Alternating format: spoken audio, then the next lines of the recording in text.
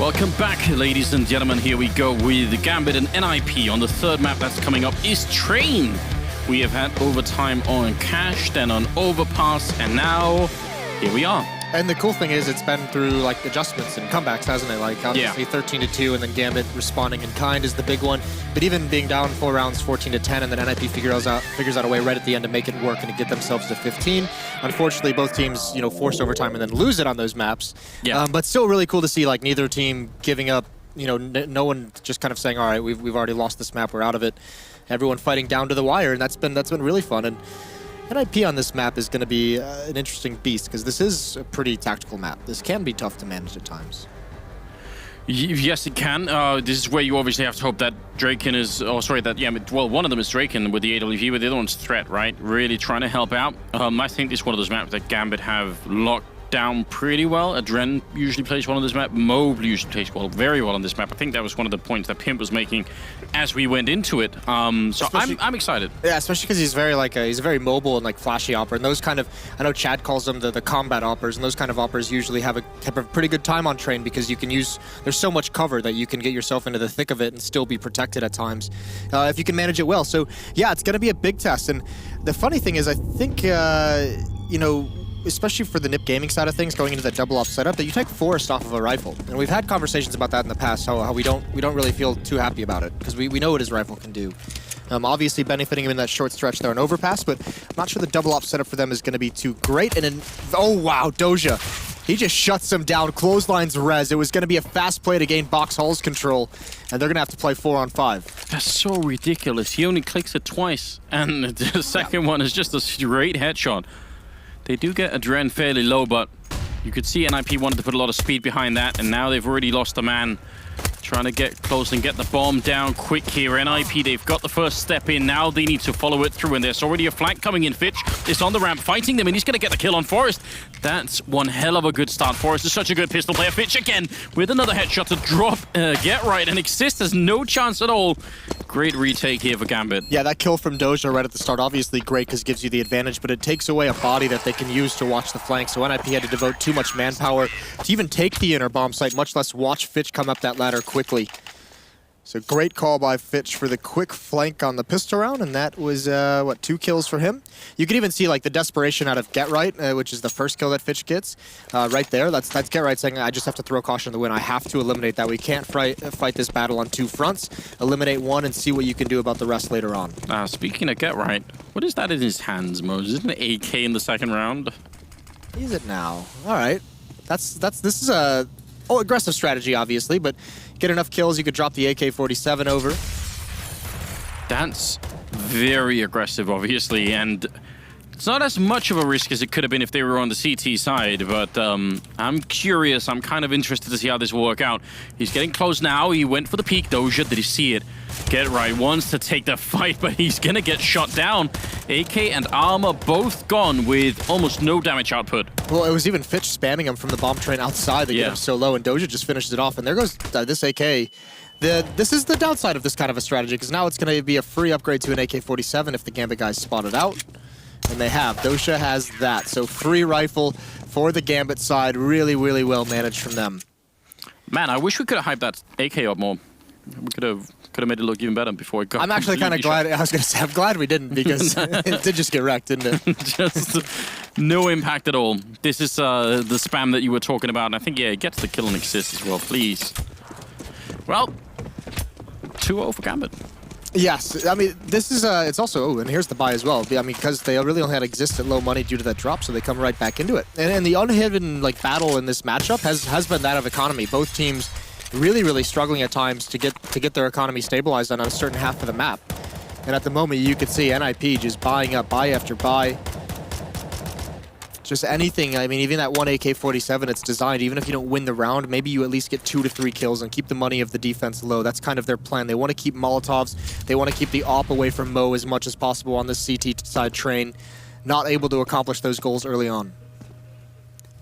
That should have probably been it. Now, we do have a pretty standard couple of smokes that are going to be coming in here from NiP landing on the A-bomb side. And Fitch is holding down towards Pop Dog. One flashbang, also flashing the terrorist coming in, and Fitch is going to win the fight against one. He can't get the second. That's Exist jumping in with a pistol, so Sort of a good enough trade here for NiP. There's one smoke, but look at Adren. There's a gap, and he sees it, and a great flick to take down Exist. That's impressive. Hobbit taking down Forest, leaving Draken and Get Right in a lot of trouble. Adren is all over the place here with a double kill, and Draken has got almost no health left. He's surely got no chance winning this best of 3, and Hobbit will take him down, so that was nice. Yeah, Dren taking a lot of fights far away from the bomb site as well. I mean, it just felt flat for NiP. The smokes were good. They had the wall up. I mean, it's unfortunate there's a little bit of a gap. Dren finds it here, but when you take all these fights away from the bomb site, it just feels so awkward for NiP because, yeah, they've done everything. They've got the execute. They've even got a 4-on-4, but they can't make their way to get the bomb planted, which always makes it feel like a cleaner sweep for Gambit than it might have actually been.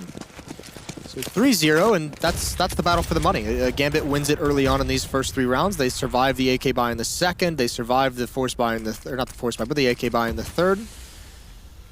Now they can be a little bit comfortable. There's no armor on any of these players. Lord have mercy if Doja throws this grenade. They're actually going to come and charge him down instead.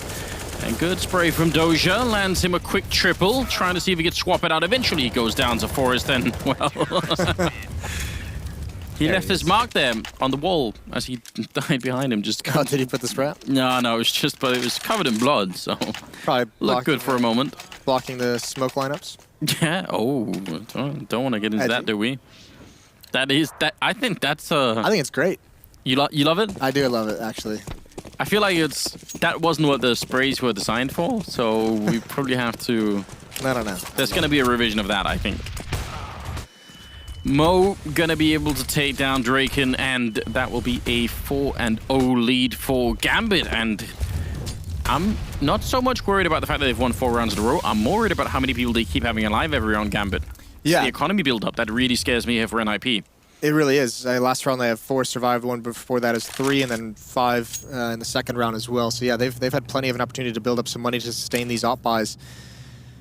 And this is now a decent amount of rounds so far. I mean, you think back to the pistol as well. Man advantage early on, and just a standard B hit. Doja just waiting, and he misses the initial shot. Goes too soon, and Mo's going to be forced back with the Molotov. Actually, I think he still might be able to find an angle, but I think with 26 HP, he just doesn't want to mess with it. Wow, that one grenade is keeping 4 Gambit members occupied. That's a bit of a shame because they need to get in here and get this retake on the way. Get right flashed, can't see a thing. Now they're coming, but it's too late. Forrest there with a double up shot. And that leaves Mo running away with 26 health. Little bit of a mistake in the Gambit rotations and their communication of where to go. All 4 players trying to go through connector. Yeah. And we're just seeing more and more. Like, that's just how you take the inner bomb site at the moment, is that Molotov into connector to slow down when the reinforcements can come. And we've even seen most CT teams starting to adapt, sending, 2 players through CT spawn. Maybe you have 1 or 2 guys trapped behind the Molotov, but you're able to get someone in the action who can prevent the terrorists from pushing up too far down those lanes inside. This time it doesn't happen for Gambit. That nade brings him down to 1. But he lives, and that's so important. Yeah. Almost $5,000 saved, so nice shots from Forrest. I mean, I know we talked about, how many players have been surviving for Gambit in some of these wins, but it's really only 2 players who have been benefiting from the economic buildup. It's just Doja and Mo, who are sitting above like 2,500. Everyone else below that is 1,000. So the money is maybe deceptively strong on the Gambit side. See how it plays out. Looked like Hobbit wanted to take a fight down at Ivy. Mo gonna smoke that out and still go for the fight. That should be an indication to NiP that something's happening, and they flash their way in. Right, yeah, if you're using, I don't think that was worth it, to be honest, using the smoke on that Molotov. No. And you're right, I mean, NiP reads it as well. Follow-up flashbang just to definitely force him away. And this is where, that's kind of how you could see the influence of threat, because gonna mention it, just like the theoretical Counter-Strike again on a map like this, you want to force back pressure in box halls as a terrorist team. You want to take that over, and you want the CTs to know you have it, because you want them to have to keep honest with 2 players that are bomb sites so they can never stack outside. So we saw it in the pistol round, we've seen it in a couple of the gun rounds since then. Step 1 for NiP on this T side is take control of box halls and go from there. It's a fun Molotov to make sure that if anyone was holding E-box there, they would have to be forced back a bit. See what NiP do with all this map control. Well, there's a great start there. Get right, taking down Hobbit over at Ivy. Fitch is going to fall as well. Forrest making his way in, and Dren Now would be a good time for one of those miraculous plays. Mo gonna get one kill, but he gets shut down. Forrest again with a double here. Adren charging him down. 25 seconds here. If he stays alive, he could do a lot. The bomb has only just been picked up in T main, so there's still some time in transit before it actually gets put into play. Doja, he can't do anything back here, and Adren goes down. He, I think, was the last chance here. Now, this is the problem with retaking on train. There are a million angles when you go for that defuse, so Doja stood almost no chance. Yeah, it was really tough. His entire goal was just to guard Adren's backside, prevent him from getting wrapped, and keep letting Adren try and make the plays, and it's not going to work out. I think Mo realized he was being shot at by Forrest on the vertical angle. No real reaction to that, but nicely done from NiP. 2 in a row, and they finally ground it down. The pistols are out for Gambit. They still have the op on Mo. No armor, no nades for him. Doja with an M4 as well, but very, very light buy. Look at the pressure inside that they're going to apply. Fitch and Adren at the lower ramp, Doja at the upper ramp. Oh, I like this. This could get very exciting. When they were playing with Sush on this map, they were doing something very similar, being very aggressive over at this particular ramp, and there's a bit of a trade. Rez able to avenge Exist, but then comes Doja in from the other angle. Drops the bomb momentarily. They can't really stay and fight the bomb there, though. That wouldn't make any sense. No, but it's such a smart adjustment. I just spent the last round explaining NiP. Step 1 has been get box hall control, put some forces there. It's been 2 players, and so Gambit, knowing this because they've seen Doja force back a couple times, just say, let's stack that up early on in the round. Let's get an even trade. 2 seizes on the ramp. Doja waiting to bait and peek upper. Gives them a 4-on-3 situation. And NiP, as they come to kind of shore that up, they've given up map control everywhere else. All that's really left is this inside hit, and it's going to be 2 down ramp. Get right at the upper. Adren, he has a big role to play. Only 19 HP. Get right's going to peek it, though. Doesn't let him get away with anything. No one can refrag that either. He's so exposed up there. Even with the smoke, you know, you'd think someone shooting through would actually hit that shot, but bomb is down, and Drake in the takedown. Hobbit jumping up is Mo. He's got no armor again. Remember that. He can't hit that shot, but Doja with a headshot on Forrest. Now it gets really interesting. There is no Molotov left on NiP, but they do have that 1 HE, and there's not a single kit picked up right now for Gambit, so this defuse is going to take all day on the other side. They tap it once, Get Right jumping down, just check that no one's defusing it, and Draken working a bit of magic up here. There's Get Right taking down Mo, and that's 3 in a row for NiP and Gambit. They wanted more out of this round, and they just couldn't get it. Yeah, NiP takes everything from them. That was great. No kits as well on Doja or Mo. You could see Mo even staying very, very far back, just getting ready to save that op as much as possible, but he's not able to.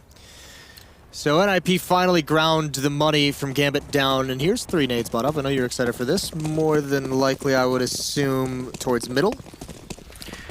It's always fun. I feel like it rarely works, but when it does, it's miraculous, and, well, look at that! Would you just look at it? Fitch taking down Exist, indeed, Moses. It's down to 8 health for Draken as well. It seems like the success rate for those sort of strats is really low, but it feels so good when it does work. Forrest getting a couple back with the Mac 10, and it's a shame that Gambit can't make out more out of this round so far. 2 kills is not bad, considering the investment. It's a, what, $900 investment? But still, wish they could have got just a couple more kills here. Yeah, that's really cool. Even one nade going a little bit shorter than the others in case someone pushes out. Wow, nice shot from Draken, though. Regardless, yeah, you do like to see it. In a different world, perhaps, maybe they do damage to a third person. Those pistols are able to get close up, but NiP almost get caught. And now, I mean, this is the goal, is to keep that money control for NiP. They're still not able to keep the op out of Mo's hands. As Mo buys one right back up. He's got a kit as well into this round. Hobbit was looking like one of these rounds that he wanted to go aggressive at Ivy. He's been playing it passively a bit, but, well, okay then. Fitch is angry. I mean, I guess that's one way to have a round. Hobbit attempting to jump and shoot at the same time is never really advisable. He's going to be falling back right away. NiP, they are looking fired up on this T side. They're much more aggressive than I thought they would be. That's a good angle. That was Hobbit being forced back and giving up that control. Adren, I think, not realizing that happened, and Hobbit is going to be going down as well. Mo completely surrounded every single side. Doja also walking onto the bomb side, but there were 4 people on the other side of this waiting for him, and he gets dropped by Forrest here. That was a very uncomfortable round there for Gambit. It really was, and it was just NiP just picking him apart. I mean, obviously, you know, it's always nice to get that one up kill right through the smoke at the start of the round. You can't rely on that or count on it round after round, but then the Ivy pressure, and then it just gets confusing outside, and that's why this is a map that takes so much communication on the CT side, so much theorizing as well. Like, where do you look and where do you rotate to when a certain player dies at that outer bomb site? Because there are so many angles that the terrorists can come through, and as soon as one player dies, you're going to get someone who's trying to take advantage of that gap in the defense, and NiP does it perfectly there. Yeah, the way that I always try and explain it is that when you've got 3 angles into the bomb site and you've got one person covering each angle, anyone dies, that means someone else has to take over 2 angles now, and that just really works out well. You sort of saw the trouble at the end for Mo, especially he was on the bomb site and they were just running in at all angles, so... Now they're back to pistols, and only 1 HE grenade this time, so a good chance here NiP could be winning a 6th round in a row here. They'd love that. Full losing bonus, obviously, for Gambit, so the next round's going to be a very, very strong buy for them. Mo's going to have the AWP, though, of all the utility they need. Hoping for some heroics out of a Dren. There's the peak, and Exist is ready for it. Covering each other very, very well. Fitch almost getting shot in the top of the head. It's a good grenade as well. And there it is. Walking right back in. Forest... just reading the situation very well indeed. Hobbit, though, could be close enough here with the C-Set to get the kill, but Draken is going to take it away. So now NiP surviving with a lot of members in a row with this 12,000 on Get Right and 15 on Draken at the beginning of this round. My God. Yeah, he's loving that. Your Opera's very happy if he's got 15,000 in the bank. I think NiP looks much cleaner on their anti-ecos than we've seen in recent memory. I remember last time they got Threat. Yeah. When he just came on, they became like one of the best, probably the best anti-eco team at the time. When everyone was really struggling with it, they kind of figured it out. Looking pretty crisp again on him.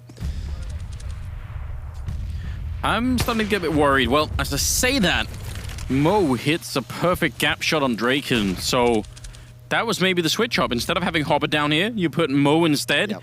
He gets a bit more aggressive instead of sort of trying to defend from the actual bomb site itself, and then that's it.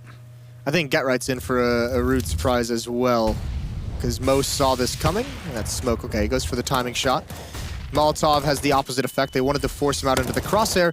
They do it anyways, though. Very uncomfortable round for Get Right, who can get nothing going from that Olaf position, as we like to call it. Yes, indeed. 5-3 here. NiP. This is where you really, because you won 6 in a row, you really want to do the economic damage, even if you know you might not win the round here. Still, if they could get 3 kills in this round, NiP, that would really hurt Gambit a lot. I like this boost, looking over the smoke. Even if it's up, you can actually still look sort of up on top of the train, but no one is there right now, so they have to wait. It doesn't really seem like they're... I mean, they don't really have a great chance of winning, obviously, but the bomb's still all the way down, so even if they were to make any kind of success, they'd have to go get that. That's why you see Rez rotating back. That smoke will eventually subside for Exist to try and do something, and I think this is just that last desperate hit, as you said. Get 2 kills, maybe some magic happens, but if not, it's all about the economic damage, all about the long game. Exist got to be wary of Fitch, but he misses the timing on it. There's 1 killer, all valuable for NiP at this point. Well, Forrest also taking down 1, and 6 seconds left. Okay. He's going to be falling back with that rifle in hand, and they can't really chase him down. He's too far away. And I mean, it's something here for NiP, but more than that, it's Gambit breaking the streak, losing 6 in a row, and now they're back on track. Yeah, NiP's going to be happy with those 2 kills, though, and obviously saving that AWP, that's the expensive weapon, so no huge issue there. Going to drop that over to Draken, who's still sitting, was sitting right above 10,000. It's a fairly small adjustment, wasn't it, for Gambit to put sort of Mo down there? So do you want to keep making adjustments, or do you just are you confident that that was enough to fix it?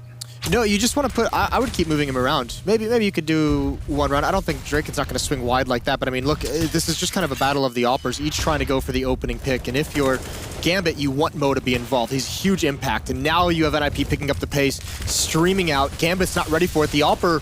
That's Mo. He falls to Exist, but they line up for a Dren. He's brought him right back into this round.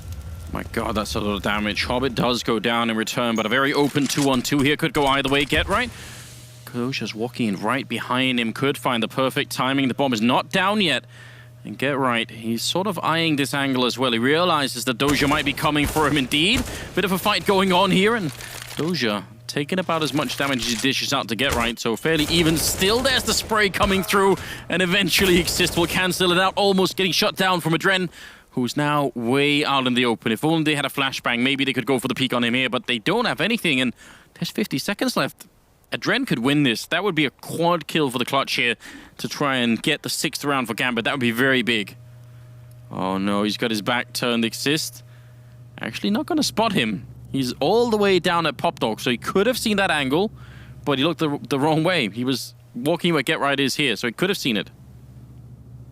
This is very, very curious. I don't think Get Right really has the HP that they can split up. He's got to kind of go with Exist, and Exist leading the way is a little bit worrisome as well. Well, it's nice that Adren's on the other side of the map, so it's just going to be a clean technical plant for NiP. Technical victory, I guess, just by the route they took. But I mean, I say dangerous that Exist is leading the way, because if he falls, if Adren was there and Exist falls, Get Right doesn't have the HP to take that fight whatsoever. So it doesn't matter in this round, but instead Adren in a 1-on-2 approaching the B-bomb site. Making the jump over. He has the defuse kit, but because he doesn't have any smokes or anything, he sort of has to go quick, because he's going to have to waste a lot of time sort of fake defusing and baiting them in. There's the first. Well then, I guess that just gets cancelled. No mercy, isn't it? Here's the footsteps the whole way. Doesn't even give him a chance to fake it. Just peeks right at the perfect moment. That was really aggressive, wasn't it? That's pretty dirty. Either way, Adren had a great round from him, just doing everything he can, and this is much like we saw in Cash. Just Gambit not able to string 2 rounds together. That's so brutal, and this is where those 2 kills come into effect. Drake at opening another round up. Adren falls down, a little bit of a team kill. You gotta be careful. Pitch has also gone down, and no chance either for anything there. There's a good long-range headshot with the USP. Draken is gonna be upset, but they know exactly where Doja is, and he's going to get clotheslined by Forest. So it's really interesting, isn't it? Because this game starts off with Gambit winning 4 in a row, but what we're really seeing is that because they can't keep the economy alive, NiP don't care that much about, you know, like that. They just...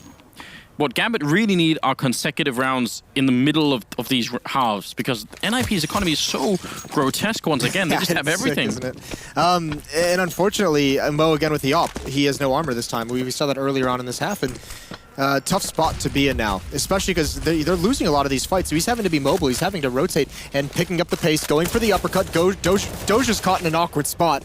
He eventually does fall, and Mo... This is where that armor comes into play. Tough to rotate in. He does pick off the upper, and there's a follow-up as well. My God, if he can fight them out of this, that would be amazing. But you're right, no body armor means he is going to take a lot of damage from almost everything here.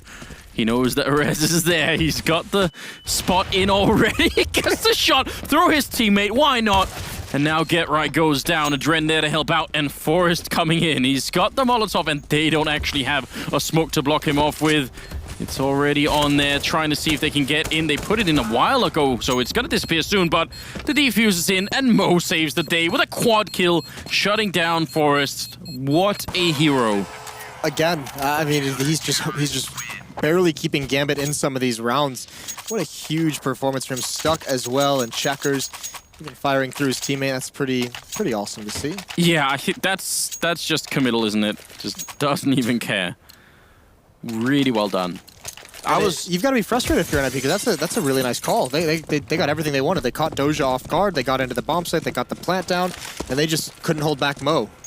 Yeah, and it's a good read because Doja's been playing on that corner for a while. So I kind of like it. But 6-8, moving into the 15th round, last of the half here. Gambit would love to pick this up. And NiP have all the money they could possibly need, so they're not looking too bad either. It seems like they're setting up for what might be a split towards the A-bomb site. Opening it up with, this is a little bit different. We've seen them be... You see this wallbang from Mo? Yes, I do. Going all the way into Pop Dog. Pretty cruel if it hits someone. That would be... There are more than one way to wallbang that Pop Dog room. Could do it from B as well. Can you? Yeah. That's pretty cool. That's old school. More or less from where Doja's standing, actually. Okay. I'll show you one day. Yeah, do that. Regardless, NiP's been a little bit more measured to open up this round. We've seen him be aggressive, but I think once the economy kind of got a little bit stronger for Gambit, they didn't want to mess with it. Great angle from Adren. He's done so much damage. Forced and Get Right extremely low. Not able to take him down, though. 4-on-4 post-plant. And Gambit just now rotating into position for the retake. Classic train situation here. Bomb planted way in front, and it's going to be difficult to defuse it, especially if they don't have any more smokes. There's a good couple of kills. Rez and Exist. Hobbit bringing it back, and Mo still alive with the AWP. Rez gets a kill, but Mo, he did it last time. This time, I don't think it's going to happen. A bit of a fake with the pistol. There's no reason why you would peek this, and shooting through that box does nearly nothing, even with the AWP. He's up with the pistol, trying to get close, and they're going to be able to take him down for a 9-6 finish in favor of NiP in the first half here. Forrest at 15 kills. He's back on top, and I don't know. Open game still, I would say. It really is. But I mean, that's a great half from NiP. I mean, the pace that they came with, the aggression they came with. It almost feels like they won this more than 9-6. Yeah. I don't know if you agree with that, but like just the amount of domination they had right in the middle portion of that half. Especially because some of these rounds where it's just Mo doing so much to even bring Gambit close to winning or winning, that's not exactly what you'd want to see. Him, but I mean, it's not just him. We're sort of talking about Mola, but Dozier and Dren also at 10 kills, 8 on Hobbit, 7 on Finch. So this whole team is still working out pretty well. Yes, they are switching over to the T side, though. It's funny because we talked a little bit about how good the Oppers were playing on Overpass, Draken and Mo, and we thought, you know, Train would lend itself to be a little bit more of an op battle, but outside of a couple isolated rounds where Mo gets those double or triple to keep him in it, we really haven't seen a whole lot of the ops going off on this map. It's been mostly the AK-47s or the rifles. Yeah, and also part of that is obviously the economy, right? For Gambit just having a hard time even buying it. Second half going to be coming up here. It's map 3, and it is not even the last game of the day. We have a whole match coming up after this one, a best of 3. That's going to be very exciting, I reckon, as well. G2 and Immortals, yeah. That's going to be some high-octane Counter-Strike, isn't it? Yeah, absolutely. None of those teams are really ever boring to watch. Well, I exist. Easy click. Fitch is no more. Ooh, he's had some brutal deaths in this game. Get nailed through the smoke as well. Draken's been gooshed down pretty low. He's got to be careful, and he's just going to fall away from this fight. Exists still dueling, but he's got to be careful. If any of those NiP players fall, especially this outer side, it could put Draken in such a tough position. Regardless, they'll still alive. Everyone's watching everything. Get Right and Rez playing pretty far back towards the inner bomb site. Just playing a spot where they can get information and just survive is their goal. Exist is still waiting. The problem is, I think, how are Gambit gonna start this fight? They don't have any flashbangs or smokes. There's nothing that sort of, you know, sets off this whole thing and makes sure that they can make it work. It's all just about getting one good headshot with a Glock, and well then, Exist again taking down Mo, Forest long range, and Exist with a triple kill in the pistol. All of them headshots for a 10-6 lead. Yes, that's quite nice, using the range of those USPs very, very well. Obviously, the benefit of Exist, just getting that opening kill very, very easy. So Gambit, again, going to start this half out with a little bit of a disadvantage in terms of the money they have. They're going for that second round buy as well. The CZs are out in full force. Light on nades, though, again, I mean, you know, this is why sometimes on Train we see a little bit more deagles because of the range that you can use them at. The CZs is going to be tougher. You want to get kind of that mid-range or a little bit close up. But with only one smoke and one flashbang, it's going to be difficult to do that. I'd love to see just, you know, an aggressive jump down that ramp from someone with a CC just landing in front of Rez or Draken or whoever it may be over at the B side. Get Right looking to get close, so he's going to give them that close fight that they maybe want. And I mean, dropping down the ladder is one of the ways you could maybe do it. They're right there and peeking, and Get Right, he's already seen the feat of one. Going to be one kill and a second two. Not bad at all. Oh, Force has got a great angle, and here's the M4. That's very easy spray down. So the investment in the second round is going to do absolutely nothing, and that's tough if you're a Gambit or a Gambit fan, because that's... Saw it from NiP as well when they bought the AK in their second round. It's all about the economic damage. They want to just take a couple guns away, force some of the rebuys, and this just makes the half even harder. Their next round buy isn't going to be, you know, too beat up or anything like that. It's just the fact that you're going to have to win that extra round to get the economy of NiP gone, to shatter it finally. Exist having a pretty good game quietly as well. Yes, he is right behind Forest. One kill, in fact. This is looking tough at the moment. Gambit. I think we were all expecting that train would be the map that they could really put a lot of fight into, but right now they're sort of getting shot down a bit, although Draken with the scout almost getting zoned out. He's sticking around because Get Right is here to help him, and they're going to be able to trade quite favorably. Draken at the end surviving as well, and that's 12-6 now. NiP doubling the round score off Gambit, but they can buy on the T side here. Yeah, and Gambit obviously would have loved to have just found some way to get a plant, some kind of desperation, but great job by NiP. As soon as they're spotted in those box halls, the crunch coming in, SMG flying up the ladder for the quick flank. But this is the big round. Gambit absolutely needs this if they want to stay in this, if they want to make some kind of a comeback. Losing this would just be crippling to their efforts in this series so far. Looks like quickly lining up for an execution. Look at the aggression from NiP. Taking matters into their own hand. Yeah, that's 3 men that are initially pushed up. One of them going to put up a smoke and then fall back, so the rest can keep this smoke wall up for a very long time if they want to. And Gambit, they've got to feel very uneasy trying to push. I mean, if they push Pop Dog not having control of this part of the map, that's almost asking to be flanked immediately, so you could understand if they're a bit nervous. They're on the ladder and the flashes are going to be in, but Rez, is he going to be brave enough to do this? Smoke goes up. Oh, he throws it a bit further back. That might be an attempt to mask it as the smoke coming from inside the bomb site instead. Just using the audio as a bit of a fake here. We're under a minute now. They're going to make their push out towards the A side of the map, but I'm still worried about that flank. Rez is walking in. He's close behind him. Get Right getting shut down. That's a nice start from Adren.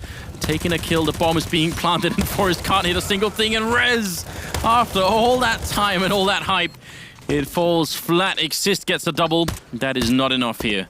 It's all right. It's also the SMGs. You know, this is the bonus round that NiP is just trying to kind of steal one away and then have the free upgrades. They get beat up a little bit. Well, actually, a lot of it. I mean, if I'm fair, 3 players surviving for the Gambit side of things, swarming into that bomb site. Get Right gets caught trying to kind of guess which side of the train the first terrorist is going to turn the corner from, but this is the real round. This is the real test for Gambit now. They've got the AWP out on a Draken, M4s all on the other ones, all the top weaponry that you can need. You can play that long range now. 7-12 as Gambit try and close the gap. Man, it felt like Rez should have had more out of that position. It's awkward, isn't it? Because that fight he gets in, the player's just kind of ducking under his bullets at a certain point and just getting behind the wall just enough. Well, let's see how this unfolds. Still no AWP on Mo. Maybe is less needed on the T side, but it would still be nice to see him have it. Draken not getting a chance this time, and crouching into the fire, getting a leg shot through the smoke, taking down Doja. That's the start, but Exist goes down. Hobbit with a great frag, and Get Right charging in for the double kill. No bomb plant yet, and nearly takes down Mo. It will be Forrest to follow it up in the end, and Gambit not going to be able to win the round. That's, as you said, this was the real test. And NiP came up pretty big on top. It looked like they did everything right, but Get Right with the heroics, obviously. That teammate, whoever throws that is the real hero here. Look how blind these guys are. And Get Right, he's taking this fight because... even the second, you're right. Yeah, there's no one even on the bomb site for NiP. There's no one protecting the bomb train. If they get forward even more, they can start wrapping around. They can start getting to the flank of the Opera of Draken. And Get Right's there just at the right moment to stop that from happening. So timely plays from one of the stars of NiP. And again, Gambit struggle to string rounds together, and because of that, they're going to get punished. 1 AK-47, 1 Galil, and very, very light on utility. 3 C-75s, an AK-47, and a Galil there. That is not a lot to work with, but I think Gambit have just realized if they don't sort of turn this around, and to be fair, and you know, sort of, I guess historically in this series so far, they've been very good at winning rounds like this. Yeah, they have. Yeah, they won like, what, 2 maybe, I think, on Overpass after losing the pistol round? Yeah.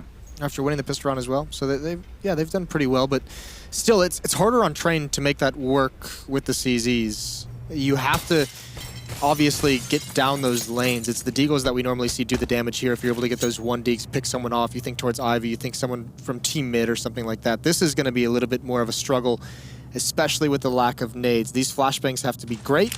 You have to blind the player who's far back inside, Get Right, and make sure you eliminate Rez first. They're going to have to be quick. Put on the ECs, bring the CCs, rush that B bomb site. They're ready for it. They're coming down on the ramp, and Rez hiding in the corner. Get Right, he's going to get the kill on Mo, and Rez only gets the one, but a great triple kill. Get Right shutting down Hobbit and Fitch, and it will be Adren to fall last. Forest also doing great work here. This is hard to stop right now. 14-7, NiP looking like they're about to head into the playoffs. Pretty cool setup from NiP as well. If you'll notice, Get Right, he was playing so far back, and he wasn't even trying to really watch anything. He had a flashbang out, and as soon as the indication of the execute came in, he throws that flashbang in front of Spindles for Rez to swing out in front. So that's a pretty cool idea. Gambit goes around it by pushing Sidewalk, but no success with those CZs, unfortunately. You were about to say Yeezy's one. Yeah. Spray comes in from Forest, and it's just beautiful. Exist is on the other crossfire anyway, so even if they had got that first kill on Forest there, probably still would have been shot down from the other angle. That's 15 rounds. Gambit putting everything on Ivy there. Yeah, I think this is all over. This would be a massive comeback. We did see a crazy one in on Cash. It would have to be pretty much equal to the task here. Yeah. And it just feels like NiP, again, very much in control.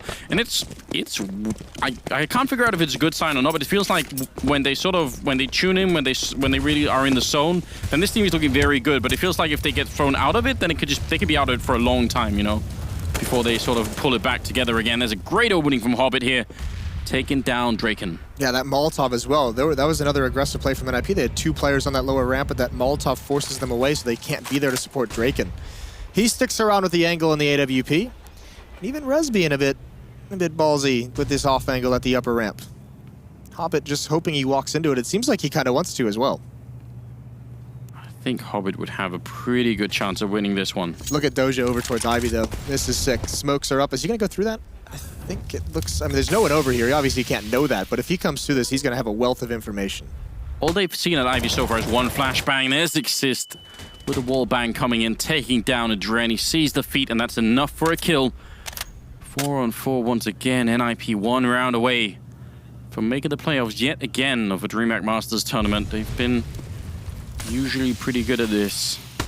So exchange a grenade over at Pop Dog, and the bomb being brought over towards the B site. This is really smart from NiP as well. Playing a man down, they're playing a very centralized defense. Obviously getting two people in a ladder room, that's quick flank. You can also help out outside if it hits. Forest is on a quick rotation between each one of the bomb sites. And just Rez watching inner. So trying to be as centralized as possible, get as much bang for the buck, and this is a huge fight. Exist gets one, the second NiP player's there. That's the point of having two. Mo does take him out, but he's low HP, and he gets found by the op of Rez. They can't do it. There's only 10 seconds. The bomb is over at Pop Dog, and Doja, he'd have to run the whole way, or just try and find the kill on Rez. He has to do the other thing, and he's just confused. You can't decide. He's not quite sure where to go, and that's going to be 16 rounds here for NiP as Gambit just can't quite make it through. They pushed it all the way to 3 maps, and it was overtime on the first 2, so it could have been 2-0 for Gambit instead if things had worked out just a bit different. Yeah, a little bit of, I wouldn't say a letdown. That's a pretty cool map. Gambit did everything they could, but I mean, obviously, I said a great T side out of NiP, and where it all falls apart is that second half, where they just can't string rounds together. I mean, never really got the money going. That's a little bit of unfortunate circumstances for them. But either way, great series. Obviously, we had some elimination games yesterday. These are not elimination games, so NiP make the playoffs, and Gambit's going to have to fight for it. Yeah, the last one to try and remove one of those bricks, and the Jenga tower comes falling down. Just can't handle it any longer. We're not done yet. No. Even if you hope that might be true. It isn't. We've got Immortals and G2, and honestly, that game is going to be crazy as hell. That's going to be a lot of fun, isn't it? Yeah. Both those teams, like, similar, just, like, highly skilled, just let it shine. It's not going to be much sort of slow walking around and sort of drawing out the rounds. I think it's going to be fire, a lot of it. I definitely look forward to it. That could be another 3-mapper, I think. Yeah, depending on the maps. Yeah. Could be. I want to see Shocks. You want to see Shocks play? I want to see Shocks in it. I want to see him. Yeah. I'm down with that. He was going to be my pick. That was going to be my, you know, my one was he instead of Forest? It was like G2 wins because Shocks. That was going to be my call. I don't think that one would be as impactful as the Forest one. Maybe not. Maybe not. Yeah, NiP in the playoffs once again. They seem to like step it up for Malmö. They won it last year. They're the reigning Malmö champions. I don't know if that's a thing, because we had DreamHack Masters Vegas. So I don't know if you can really do Malmö, reigning Malmö champion. That kind of defeats the purpose. Maybe just for the story, I think we can get away with it. But what we do have is Draken ready with an interview with Smick. So I'd love to hear what he has to say. Sue, what's up?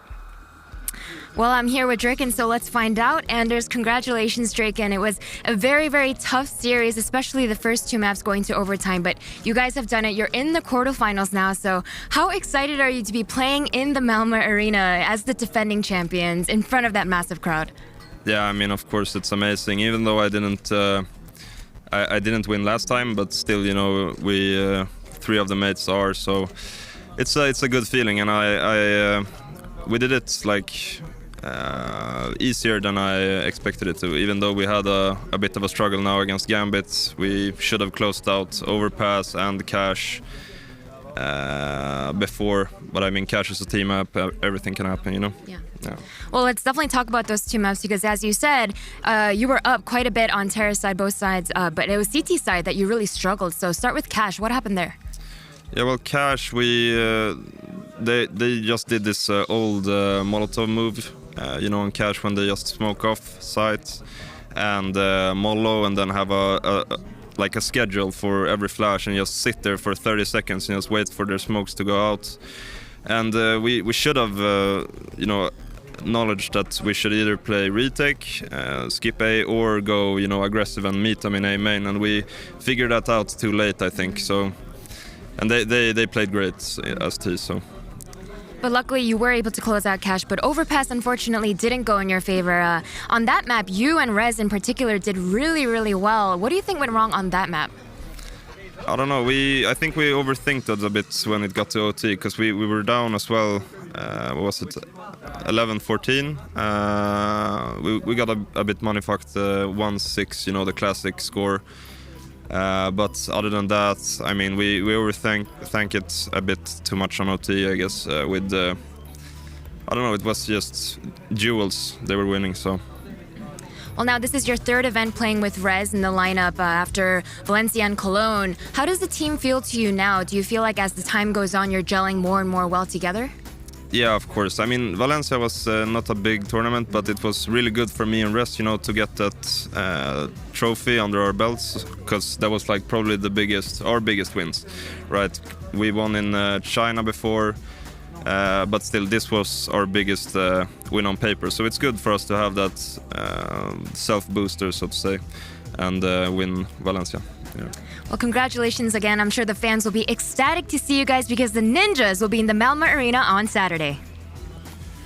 Yes, indeed, they will, Sue. The Ninjas have done it, and I know it's a bit questionable and not necessarily makes sense, but they will have a chance to defend their Malmö crown. Vegas, of course, didn't quite work out for them, but we do get to see them, see if they can return and replicate some of the success they have found. A full 3 maps, and would you look at the time? Where did my watch go, actually? I had it. It got lost. Would you look at the time? Because you're a pro, Alex. You don't play CS with a watch on. That's right. I definitely don't. We won as well. We're joined by Havor Vendetta Gullestol, the ever-lovely Pimp, and of course YNK joining us in the mix. Now, that was quite the slog, and I actually want to start way back at the beginning. Admittedly, it's not going to be the easiest to recall, but there was a cash game. There was. And there was a 13-2 scoreline, Yanko, that we started getting rather nervy about, wondering where on earth the Ninjas disappeared to in that second half. Yeah, I think a little bit, Draken alluded to it in the interview, saying that they didn't adapt in time. Yeah. Gambit was going for a lot of those A executes, simply just throwing the standard smokes, double molly for quad and for MBK, and then they would just pop flash and push the site. And NiP was constantly playing in the site, so obviously you lose a lot of health from the Molotovs, you get flash, it's not easy to hold, it's way easier to go for the retake. Actually, Gatorade was a bit unfortunate, 2 of those executes in a row. He has good timing, sneaks next to Forklift, but both times he loses the duel. If he wins that duel, I think NiP probably wins those 2 rounds. So NiP a bit slow to adapt on the CT side, but they had an amazing T side themselves, and I think it shows the level of preparation they have for this event, and also the impact that Threat has with the added time freeze time that he can talk. Do you reckon there is like a clear difference to the NiP with Threat still, providing some provisions, especially on that T side? Yeah. NiP have been known to get a little lost on occasions on that T side, and was there any evidence of that here? I mean, a 13-2 on Cash. I mean, you can look in Overpass. What train? Yeah, and again, it's their T sides, at least especially on the 2 first map where they come shining through really as to where they kind of looks like they're never really lost in terms of like having a game plan, but obviously you can then start to allude to the fact that, well, it shouldn't really be at the cost of their CT side to that big of an effect. Because, it's a T-sided map, at least, we're talking about Cash. Not to the extent of 13-2, though. So, but it was very clear that NiP kind of realized their mistakes, so it's not something that we're probably going to see too much of if they end up playing Cash more in the tournament. But definitely there's no doubt that Threat has a pretty big impact on what NiP are able to do on their T side. NiP definitely knows the feeling being on the other side of that 13-2 scoreline. Happened both against Flipside in Cologne last year at the Major and against Vegas Squadron when they were eliminated. So not the best of feelings. Probably learned a thing or two from there. Absolutely. Jacob, we haven't heard your thoughts on this one. I mean, this is Gambit sans Zeus. And that, we heard it from the guys over on the casting desk, that could have easily been a Gambit 2-0. I mean, we had 2 overtimes back-to-back. Overpass came down to a diffuse. I mean, and we got to see so much, and yet Gambit end up with very little to show for it. Yeah, but I think that was due to NiP playing so well. I think both teams could potentially have gone 2-0 in this one. Like, it was a very close game, and it was like a game of the T-halves. Both Gambit and NiP had some very great executes on each respective T sides, especially NiP. I feel on train, like, they pulled off one hell of a T side against Gambit, who are notoriously known for being very strong on CT side, especially Mo with the AVP. So that was very impressive.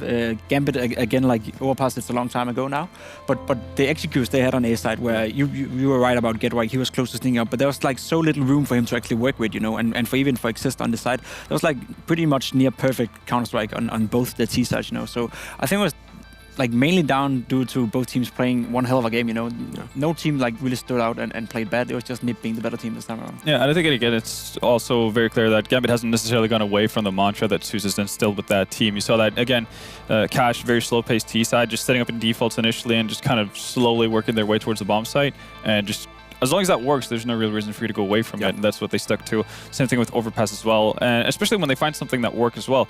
We saw them, again, focusing more towards that A bomb site more so than the B bomb site. Obviously, things change up a bit when you get to OT, because at that point, you've kind of expended everything you have in your playbook. So, differences occur. Yeah. But for the better part, Gambit stick very true to what they see is working for them, which is, again, something that Zeus would do. Yeah, I think there is still, a lot of evidence the Gambit are not just going to disappear off our CSGO radar already, and they're not gone. Don't forget, this was not an elimination match.